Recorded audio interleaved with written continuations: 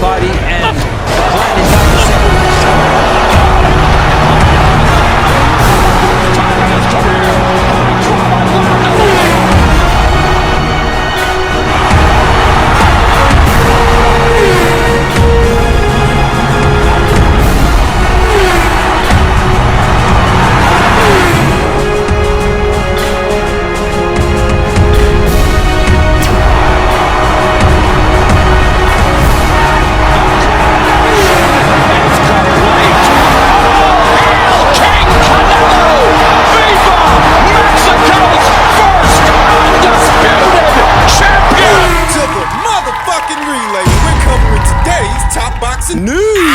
Okay, we'll start with this. It's official. We now know who reigning WBL middleweight champion Sylvania Marshall is going to be facing. She's going to be returning to action in March on the 12th. The same day as Matchroom's Wood versus Conlon card that's going to have Ebony Bridges on it, fighting for the IBF Bantamweight title. Savannah Marshall's going to be fighting that same day against Femke Hermans on Sky Sports. There's another common opponent between Savannah and Clarissa. She lost a unanimous decision to Clarissa Shields about 2 or 3 years ago in 2018. Went on from that to lose to Aline Cedar-Rose, unbeaten Aline Cedar-Rose for what was then the vacant super middleweight title. She's won 3 fights since then. She fought 2 times in 2020 and only once in 2021. Only once the whole year. That was back in July of last year. That being said, Femke has seen action in the last 12 months. I think Savannah's going to knock her out. That's what I think. Femke Hermans sports professional record of 12 wins and 3 losses. Those 3 losses really were to some quality operators. Clarissa Shields, Aline Cedar-Rose, who I just mentioned,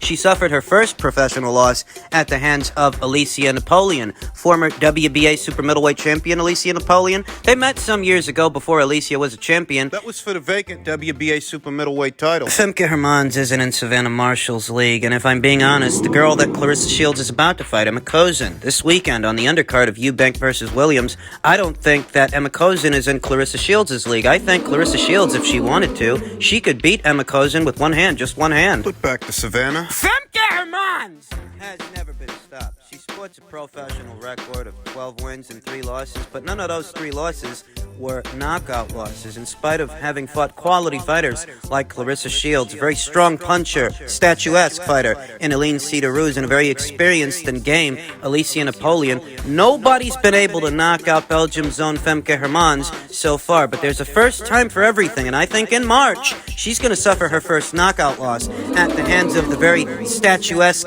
ambidextrous, capable, and skilled Sylvania Marshall of Hartlepool. Is this adequate preparation for what seems to be an inexorable Clarissa Shields showdown? And I dare say no, there aren't very many ways to prepare for someone like Clarissa Shields. What kind of sparring are you supposed to get and against who at these weights when Clarissa Shields is the standout fighter, the standout champion, anywhere from 160 to 168 to 154. There aren't a lot of girls that can get you ready for a Clarissa Shields. The ring savvy, the IQ, the hand speed, the movement, the athleticism. The only area where Clarissa Shields is lacking... She's not a very big puncher, but she's gotten by without big firepower so far. Her hand speed alone gets her a lot of respect. There are a lot of people out there that are already convinced that Sylvania Marshall has everything it takes already to beat and unseat Clarissa Shields. There's a quiet strength to this fighter. Mystery in those eyes. I promise. A secret that only Sylvania Marshall knows, and question the answer to it. Does she really have what it takes to beat Clarissa Shields? There is something about Savannah, isn't there? Listen, she ain't got the resume that Clarissa's got. Clarissa, say what you want about her personality, she's fought the better fighters so far. She is the more experienced fighter, having faced the better quality of competition as an amateur, as a professional. Yet there's something about Savannah. There's an errant mystery to this exquisite young fighter. There are a lot of people that are already convinced that Savannah's got the right combination of ingredients to beat Clarissa Shields. Concussive power being the most standout trait among them, and we'll see what happens, because all Savannah's got to do... All she's got to do is make it past Femke Hermans, and I think at minimum she can do that. She's got the height, the reach, the power, the ring savvy, the ambidextrous switch hitting, and the no-nonsense trainer in Peter Fury. You know what I don't like? I don't like that the Sky Sports Boxer card is going head-to-head with the Matchroom card, because there's a good chance those 2 cards both happening in the United Kingdom, they could clash, and the viewer's attention may be divided between them. It would have made a little bit more sense to move off of that date because, Leigh Wood, Mick Conlon, that's going to draw a crowd. And Ebony Bridges, who doesn't love Ebony Bridges? When's fucking gorgeous? She's going to be challenging Maria Cecilia Roman for the IBF Bantamweight title that same day, and if the intention is to build the Marshall versus Shields fight, well, you don't want Savannah's next fight having to divide the attention of the audience, the same audience that might be tuning into the Leigh Wood versus Mick Conlon card, set to go down by way of Matchroom this same day. This ain't like the conversation we've been having in reference to Taylor versus Serrano happening the same day as Stevenson versus Valdez, because those two fights, those two cards, they're happening in different time zones, whereas the Marshall versus Herman's card, it may be happening at the exact same time as the Wood versus Conlon card. So they are going head-to-head. They are going to clash. At worst, I'm going to end up watching both cards. One on my flat screen, one on my laptop. Though I will say, Boxer and Sky have effectively painted themselves into a corner because that Matchroom card, it does seem a bit stacked. Hard to compete with, and that's what they're up against in March. We'll be fighting for the same audience, the exact same audience in the same region, in the same time zone. That Matchroom card is stacked. Let's see what additions Sky and Boxer make to this card to spruce it up, because it's looking like slim pickings. In other news, per tweet from Michael Benson, Tszyu reportedly could make his U.S. debut and face Terrell Gausha on the undercard of Jermel Charlo versus Brian Castano 2 undisputed super welterweight world title rematch, which is planned for March 19th. Tszyu is the WBO mandatory challenger for the winner, according to ESPN Mexico. And let me start off by saying that I didn't expect this. I really didn't. It's not set in stone. It's not a foregone conclusion that it's going to happen this way, though if it happens this way, it's not what I expected, because I didn't expect that the PBC would get up the necessary money to bring Tszyu to America. Tszyu is already a headliner in Australia without a world title, without an alphabet title. He's already headlining his own pay-per-views over there. Headlining to crowds upwards of 14,000 people. Like he did with Jeff Horn. He draws a crowd even when he's fighting the likes of a Bowen Morgan or a Takeshi Inoue. Tszyu, by all rights, already is a marquee fighter in his own neck of the woods. So when I saw that situation, I asked myself, would the PBC compensate him should he get his passport out and come to America looking for the smoke, looking for the action? Tszyu bears all the properties of a world-class operator, a world-class fighter. The way he handled the very durable, very tough, very game Takeshi Inoue, well, let's just say he made it look a lot easier than Jaime Munguia did. Former WBO junior middleweight champion Jaime Munguia, who was taken aback by that same Takeshi Inoue. Not Tim. Tim handled him easy. Tim made it look easy. He really did, and now he's potentially set to make his U.S. debut on the undercard of Charlo versus Castano 2. I have to say, I didn't see that coming, though I do stand by my original assertion. I feel like if Brian Castano wins that fight, he'll stay at junior middleweight, and he'll take on Tszyu because, well, he has to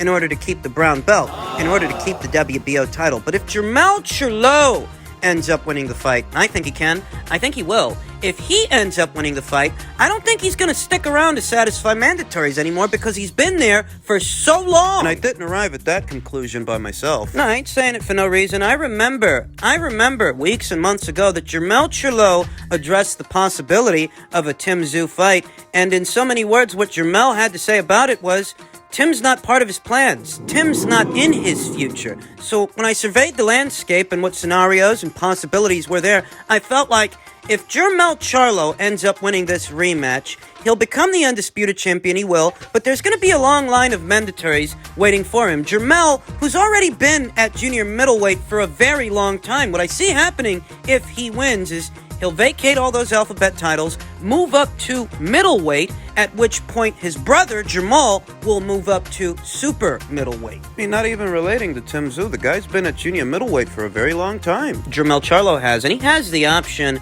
of reigning as an undisputed champion, defending his titles against his mandatories by way of the WBA, the WBC, the WBO, and the IBF. I just question a guy of his stature, a guy that size, continually making 154 pounds. At what point does it become difficult? Because after he climbs the mountaintop and emerges as that division's best fighter so far, there's not a heck of a lot left to do there. If I'm wrong and he ends up fighting Tim, then great. That is, if Tim actually makes an appearance on this undercard, takes on Terrell Guasha, beats Terrell Guasha, and moves on from that to face Jermel Charlo potentially, I'm not against that. I'm for the fight if the fight can happen. However, I'm a lot more cynical, a lot more skeptical. As a boxing fan, that's how I've become over the years, and some things sometimes just seem too good to be true. So if we get the fight, great. But if we don't get the fight, well, that's what I was expecting. Is Terrell Guasha a potential banana skin? Terrell Guasha is a decent boxer. He's been in there with some guys. Tszyu, the kind of power that he packs and his punch placement, where he puts those shots, it's world-class stuff. It really is. And the amount of respect that he was able to get from Takeshi Inoue, the same Takeshi Inoue that was crowding the very statuesque Herman. Herman couldn't get Takeshi's respect, couldn't stop him from coming forward, but Tim did. Terrell Guasha, Olympian Terrell Guasha, the night of the fight, assuming the fight takes place, he will have not seen action in about a year's time. He was last in action in March of last year, and if he doesn't see action till March of this year, that's approximately 12 months in between the both of those fights. He's coming off a win. A second-round TKO of Jamonte Clark. That was in March of last year, and last year Terrell Guasha fought once, only once, the entirety of 2021, whereas Tim saw action 3 times. That's right. He squeezed in 3 fights last year. One against Dennis Hogan, one against Steve Spark, and he capped off the year with very dangerous, very durable Takeshi Inoue, who he dominated. That was a 12-round fight. Now what you do, you go in there, you're blasting out these guys. These guys like Dennis Hogan, these guys like Steve Spark. You make a short work of these guys. You're running right through them is what you're doing. And that galvanizes the crowd. They get really excited over those knockouts. Get excited over stuff like that. But it's in that 12-round fight. That fight that went to a decision with Takeshi Inoue. It's in that fight that you found out what you needed to know about Tszyu and what kind of fighter he really is. That even if the power is not enough to stop the guy, he can still control the action, he can still control the fight, he can box when he needs to box. Stick to a game plan throughout. I mean, that's a very important fight for me. Comes to Tszyu. I learned a lot about that kid in that fight, and he may end up fighting on the undercard of Charlo versus Castano. It doesn't seem to be set in stone. It doesn't seem to be official yet. Do you think this heralds a partnership with the PBC? It's far too soon to tell, given what's at the feet of Tszyu at this moment. He's just one fight away from becoming a world champion himself, or at minimum, fighting for a world title. It's something that they wanted to bring to the shores of Australia. If he were to fight out of America moving forward, he would shortchange the audience that's gotten him to this point. And I think in his heart of hearts, he still wants to bring a title fight to Australia, or at minimum, return home with one. Yeah, I don't know that this means Tim's going to be based out of America moving forward. Or that he's going to be boxing under the PBC banner henceforth. It's just too soon to tell. It could herald that, though we have to let the story tell itself.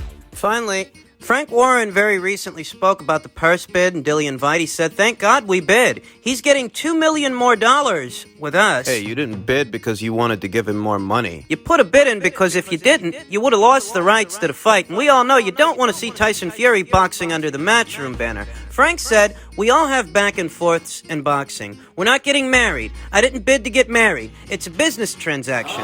We're paying a lot of money to him to ensure that he cooperates and works with us to make it a success. Why wouldn't he do that? I don't understand why anything would be different. Thank God we bid. He'd be getting $2 million less if he was fighting with Matchroom." Oh, so you did all this out of the kindness of your own heart? Or is the only reason that this ended up going to a purse bid because he didn't like your initial offer to him? Your initial offer to him wasn't what he stands to make now. $7.4 million. And a $4 million winner's bonus. Frank added, "What is it? Over 1,000 days he's been waiting for his opportunity. He's got it now. We've delivered it for him, and he's getting his highest ever purse. And thank God the bid that we put in gives him more money than he would have got had we not put a bid in. He's getting $2 million more with us, and he's got an opportunity to get more with the 10% that's going to be sitting there for the winner." And I reiterate, this is disingenuous. What, you went to a purse bid because you wanted to give Dillian more money all this time? But did you end up going to a purse bid because your initial offer to him was for less money than he stands to make now? The only reason you even went to a purse bid wasn't because you wanted to put more money in Dillian's pockets. It's because you didn't want to lose the rights to this fight. What do you think, we're stupid? Now, the WBC has given Dillian Whyte until the end of business February 21st to provide a signed contract for his shot at Tyson Fury's WBC title. Whyte wants more than 20% of the winning bid, which was a little over $41 million. WBC ruled last month that an 80-20 split would favor Fury. And so it has. He's getting the lion's share of the pot, and the fight, if it happens, will happen on his side of things, in his neck of the woods. In truth, Dillian Whyte's uncharacteristic silence is unsettling. Some are viewing it as a red flag that he may end up pulling out of this thing, and I told you, if he does, it really can't be defended. It really can't be explained away. I will have sympathized with him up until this point if Dillian Whyte walks away from this thing because the arbitrator doesn't rule in his favor. I told you guys days ago, we've reached the point of no return. The point where neither one of these guys can afford to walk away from this fight for any reason without taking a critical hit to their stock and their public profile. If either Tyson Fury or Dillian Whyte, for any reason at all, end up walking away from this thing, it is going to affect how they're viewed moving forward. And that applies to Dillian Whyte. If the arbitrator don't rule in your favor, that's still not a good enough reason to walk away from this fight, because if you walk away from this fight, what are you walking away from it to do? Pretty much fought everyone else. Save Deontay Wilder, who would not fight Dillian Whyte willingly, not without offering up hoops for Dillian Whyte to jump through. You're at a point now to where there's no going back. You walk away from this thing, you shoot yourself in the foot in front of everybody. Nobody's going to feel sorry for you. At this point, if the arbitrator don't rule in Dillian Whyte's favor, he's got to be willing to gamble. He's got to back himself to beat Tyson Fury, get that extra $4.1 million, because on the other side of that fight is an even bigger fight, an even bigger payday. Nobody's expecting Dillian Whyte to be in that undisputed conversation, but Dillian Whyte himself has to believe it. The Joe Joyce people have thrown their name into the hat should Dillian Whyte pull out. A relatively simple situation, an easy fight to make, an easy in-house fight should Dillian Whyte pull out, and the fallout of a potential pullout from Dillian Whyte could be catastrophic for his profile moving forward. There are no more excuses to make. There's nothing left to do. You got to take this guy out. If you believe that you can, even if no one else does, the odds makers, the bookies, the pundits, and the fight fans, even if none of them are backing you to win this fight, you've got to believe you can win this fight. Hey, they didn't make you jump through this many hoops because you don't stand a chance. You stand a chance. You think a lot of people like George Kambosos' chances ahead of that Teofimo Lopez fight, but he went in there, he did what he did, and you've got to do what you've got to do. Even if the arbitrator don't rule in your favor. This is your shot. You've got to gamble.